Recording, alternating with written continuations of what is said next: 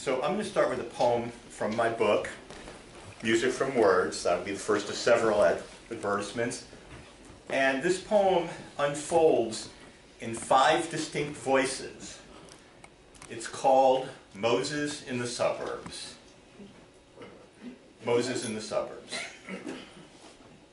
And he looked across the wilderness and saw cars grazing in rows on asphalt patches, and others lolling in carports, Volvos and SUVs, and he felt himself a stranger.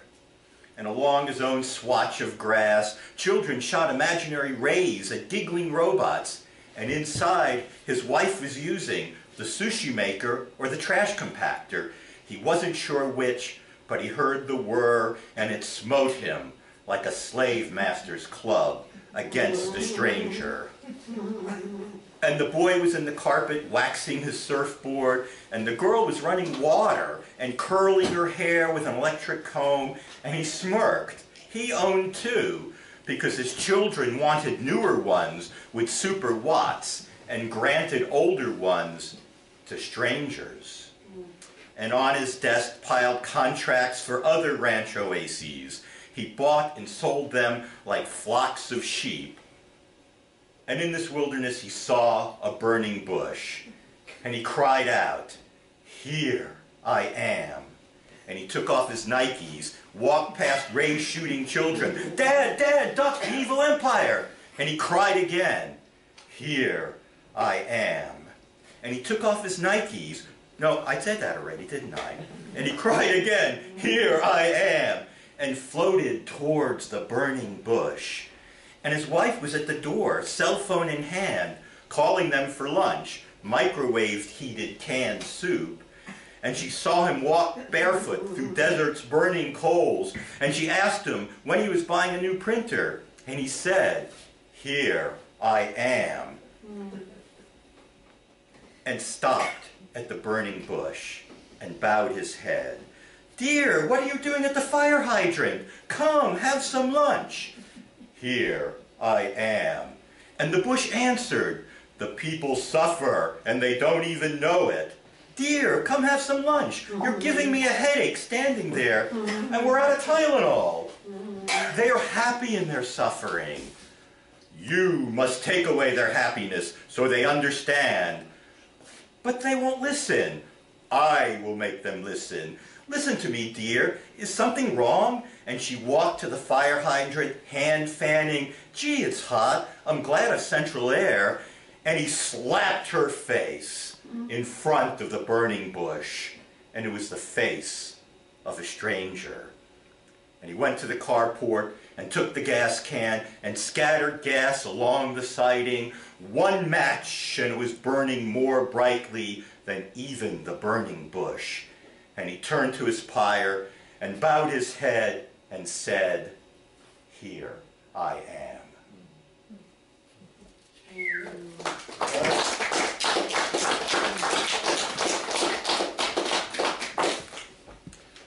Also, the Mousterian culture of the Neanderthals flourished worldwide between about 250,000 and 35,000 years ago, and then suddenly disappeared for unknown reasons. The next poem details the various theories scientists have about why the Mousterians are extinct. And it's called, after an old grunge rock song, group, a question mark about the Mousterians. A question mark about the Mousterians. We can't remember why they failed, so we imagine many tales. Extinct from years of interbreeding, their DNA randomly floats in our genome mead. Or in a worldwide species war, our longer limbs impaled their shorter ones. After hundreds of thousands of summers of sameness, they failed to learn new ways when ice came south, or gradual dwindling from a minor handicap in the peaceful fight for scraps of food. Their men stalked big game together. Our men pursued the larger brutes while women gathered nuts and fruit. In a dance of death they stabbed their prey. We harpooned ours from far away.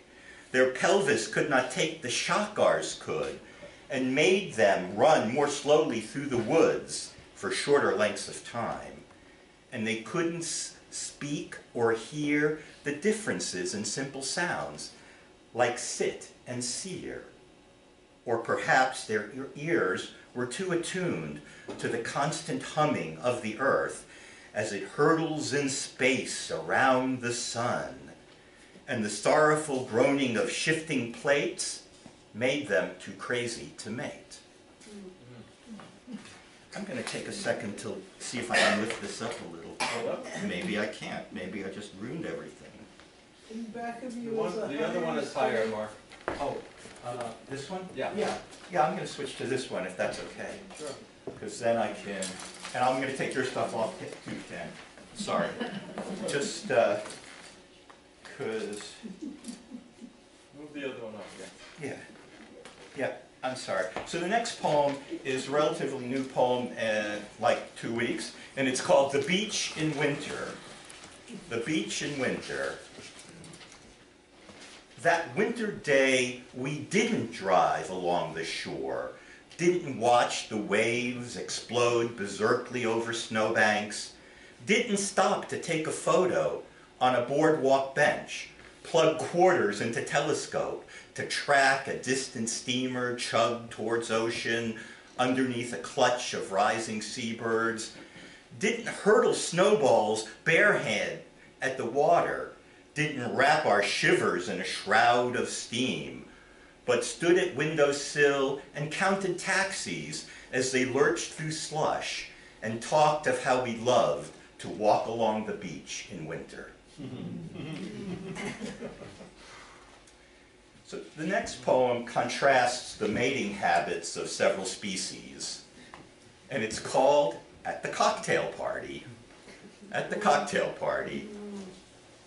As rabbits, we would overlook the swell of people drinking margaritas, sampling sushi morsels, and I would circle you a time or two, propel, subdue you with my spray, then take you by the dorsal, pause on back, chambray caress, frozen plush for 20 minutes motionless, and then our rush and squeal and fall to side, roll and wheel, then we would ride our unmoving ride again. As red snakes, we would climb the drapery while we braided our bodies into writhing, rising rope.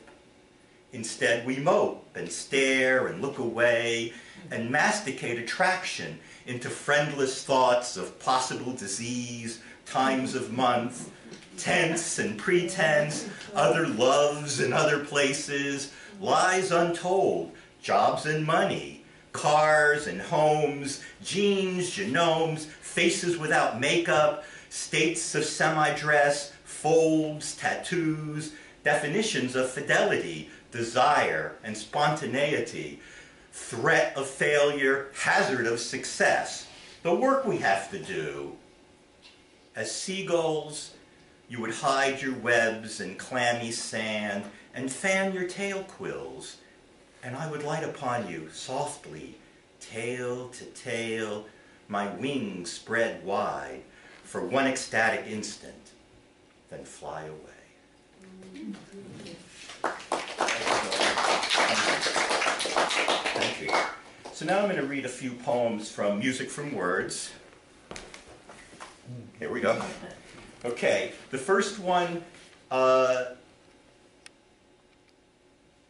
the way, it's available today for $10, and all proceeds will be donated back to Jewish Currents. First, I'm going to read a poem that's told the point of view as someone who's inside a painting. The painting is called The Sunday Afternoon on the Island of La Grande Jatte by Georges Seurat, which I see some faces are saying yes. It's the first painting in that pointillist style in which everything is presented as thousands of tiny dots of color. And here's a character inside this painting, and it's called Afternoon on the Island. In a distance, I see her, past families with dogs, couples under trees, beyond a trumpet player, last drops of rain among shadows with concrete hardness in an instant of harmonious motion. I see her, and the scene parses into stillness of one part, of one part, of one part of a moment when objects transform to trembling specks of color, as when someone's talking through the night, and through persistent tiredness you hear hypnotic human drone, your vision fractured into bits of unrelated matter. I see her, behind the patchwork yellow, patchwork green, patchwork walkers, idlers, runners, butterfly, in a hard bustle dress, fitted bodice. I see her colors swimming into orange, pink hydrangea, oval, brimming hat, looking at the rowers in the river, then turning towards me, smiling, a woman I could love, or think of loving, the thought like swarms of little dots of color, holding phrases, holding words, holding phonemes, holding elemental sounds, confused and orderly, soothing, disconcerting, wholes and parts, ordained and accidental, as love is always, a new way of seeing, a new way of not seeing. Next poem is called, What About the Losers? What about the losers? Second place or worse, far from cheers and exultations, head in hand, or pacing claustrophobia. At least we played the game, so close and yet so far. If it wasn't for that hit, that swing, bad hop, bad turn, bad call, ball rolling off the fingertips, fleeting lapse in concentration, practiced my butt off, studied for years, made the right moves, met the right people, flattered, bantered, kissed their asses, did without, planned ahead. If it wasn't for contracting markets, change in habits, insufficient cash flow, someone with more contacts, friend of brother, second cousin, old school tie, secret handshake, lies and accusations, loser, loser, loser, loser, failure, lemon, flopperoo. I don't want a stupid ribbon, don't want the sloppy seconds, second best, second hand, greasy gruel at B-list parties, legless wine, polyester fabric, cloying banquet consolations, finalist who never had a chance, blew the chance I had, never strong enough, never smart enough, didn't work enough, wasn't hungry, too small, too slow, too bored, too lazy, too distracted, too fucked up. I deserve to lose. In the corner of an empty room, a lonely man constructs his fantasy, a tree of life unfolding overhead, molting blue and silver leaves, each a coupon for woman's love, exotic travel, expensive cars, enormous houses. He reaps his slips of paper and presses them against his aging body like a multicolored blanket, then stands up naked, throws them to a rising wind, and watches as they drift and climb towards ancient burnt-out stars, scales his leafless tree, jumps into the olive ocean, swims to distant treeless coast, where crowds of people cheer for the joy of making noise.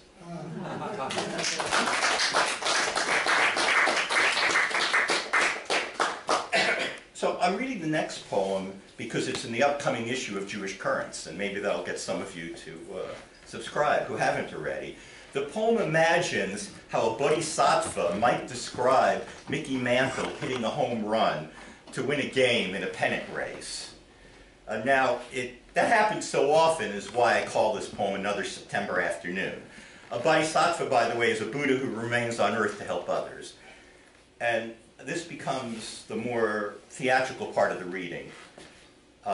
It's called, again, another September afternoon.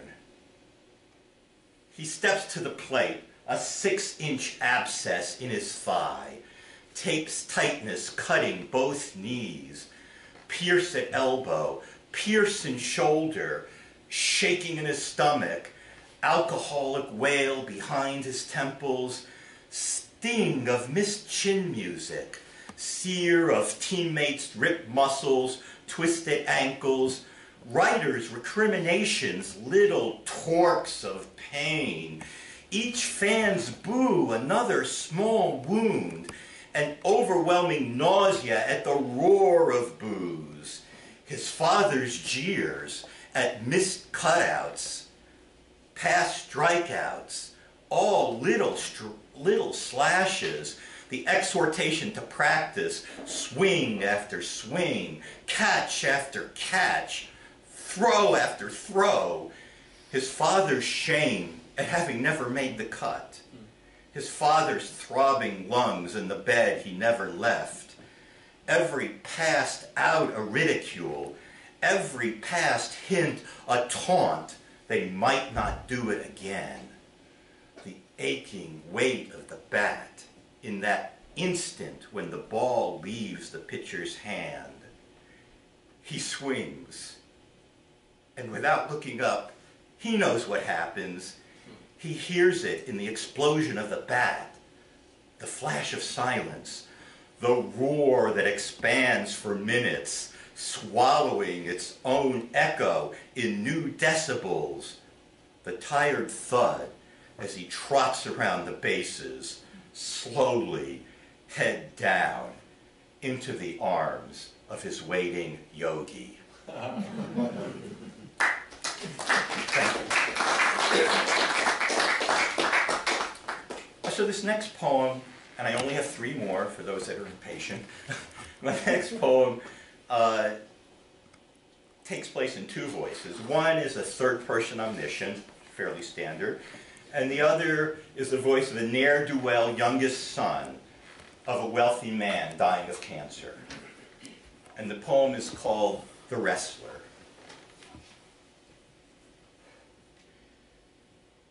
His wrestler's arms elevate his dying father from the bath, towel the anorexic, wheezing flesh.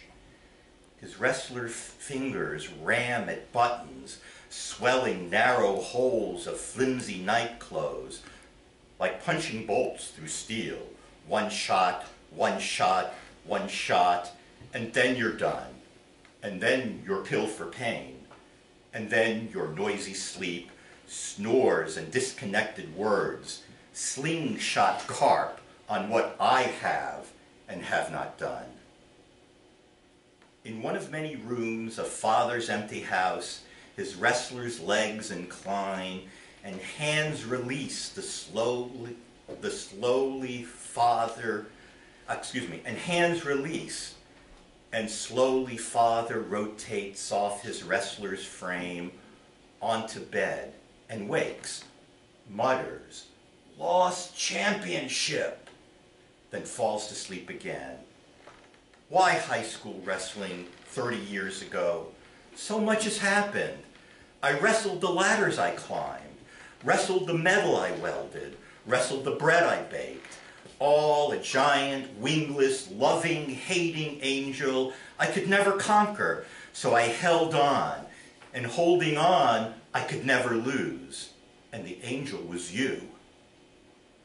Fetal cradle quivers, porridge steam, father hisses, "Cold, I'm cold." His wrestler's hands corkscrew clumps of flesh through a second set of sleeves, then spread the leaking body out again. Is his father finally falling into deeper dreams? You mythed yourself as Krishna, teaching way of works for men of action, to me, Arjuna, perfect incarnation, slaying Bhisma, Karna, armies of Kurus. On my own, I found performance with no thought of prize, control, control, control, relinquish. Enter other sons, boxer, goalie, fullback, and smoke cigars outside the room, last vacation, renovation, new investment.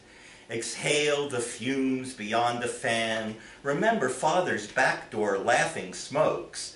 Elaborate athlete handshakes to the wrestler. Youngest brother, you the man, you the best. To volunteer for nursemaid's work. A big forgiving man after years of silent rift. Great warriors always winning. My deeds could never match. Often thinking, never saying, I look like you, but I'm not you. You said talent isn't everything. You called it my pattern. Wrestle and relinquish, quit school. Wrestle and relinquish, quit the rigs.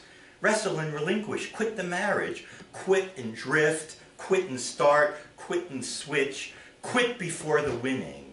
Wrestle and relinquish. Alone in stale tobacco, lamp glow, painful diapasons pierce the wrestler's thoughts that coast to feeble huffing, once a shout, meager bone, once buck-ram strapping, restless drift, once righteous resolution. Sleeping father, dying father, mythless thing itself, here is act itself. Circle, take down, near fall, defensive escape, defensive reversal. I'm up, 8-zip. Another takedown. You're yelling, pin, pin, pin. Reverse, takedown, near fall, control, control. You're waving rolled up program, 11-0, be careful now, 15 points, an automatic win. Control, control, control. He escapes, I reverse again, 14-2, circle, play out the clock, seconds left, 12, 10. You're shaking someone else. That's my son! That's my son! 5 seconds. I'm winning 18-4. Everyone knows who's best. Everyone knows. Circle front of you. Now I make my perfect move. Collapse the knee. Roll to right. Pull him over. Careful. Let them think it's him. Heave my shoulders back and down. Control. Relinquish. Touch the mat. I'm pinned. I win.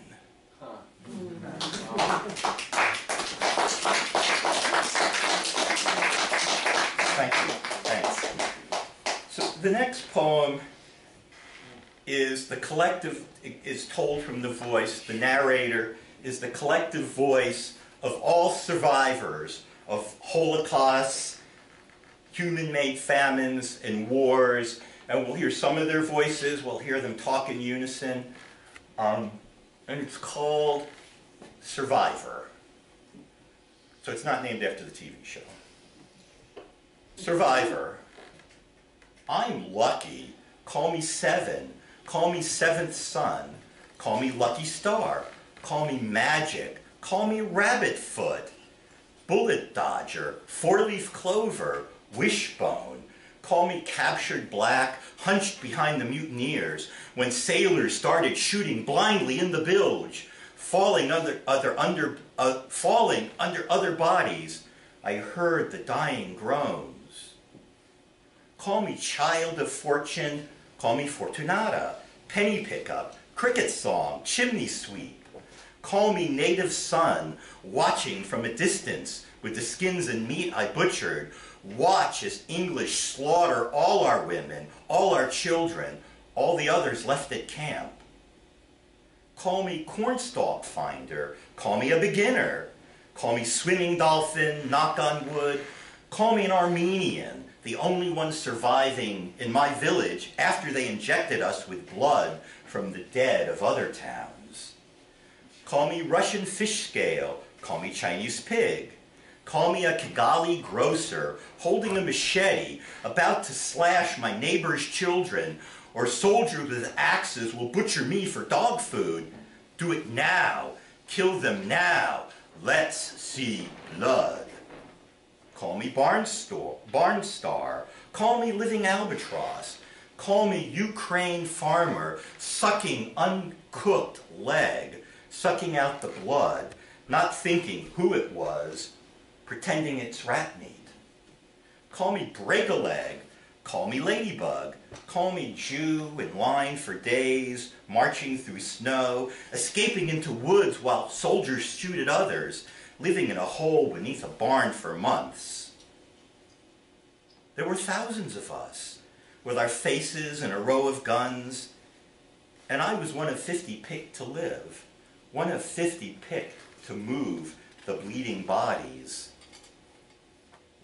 And I closed my eyes, pretended it was Carl, and soon it felt like him, and I couldn't help myself.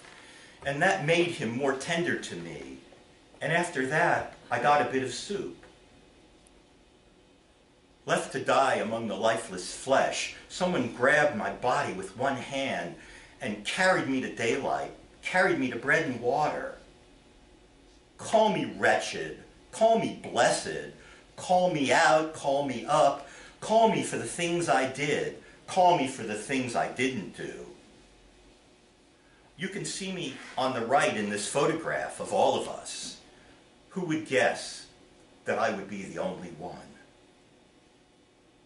I dream a fish with human face, a fish with monkey front. I dream a fishtail growing from a human head. I dream a dog-eared dragon head on poodle body, on skins and fins of fish. I dream a head and leaping hooves of deer, a bearded monster head on chicken body, lion with 3 heads, a 4th protruding from its neck, a rat with backbone made of fruit, a bird with donkey head emerging from its tail and from its neck, a head of troll with sharpened horn. I dream a human head on dragon tail and eagle body, dream a head of savage walking trunkless on 2 legs, a 2-head 4-armed man. I dream their prancing, dream their smirks, unmindful of their own abominations, each act of breathing after other breathing stops. A frigid sweat, a distant cry, a caw of raven, flying out the smoke hole of the host, with bag of stars and box of moon. A whale whinny, bank-beached pod, whistle, whimpers, lung, crushed death, a brool of eyeless, mouthless worms, sucking bones of baybeds fall. Atone, meant for atonement. Call me raven, flying the pilot whale, to make a fire, to cook its fat and heart, to walk inside the smell of death. Call me seen and seen observer. Call me all that is not other. Forgive me.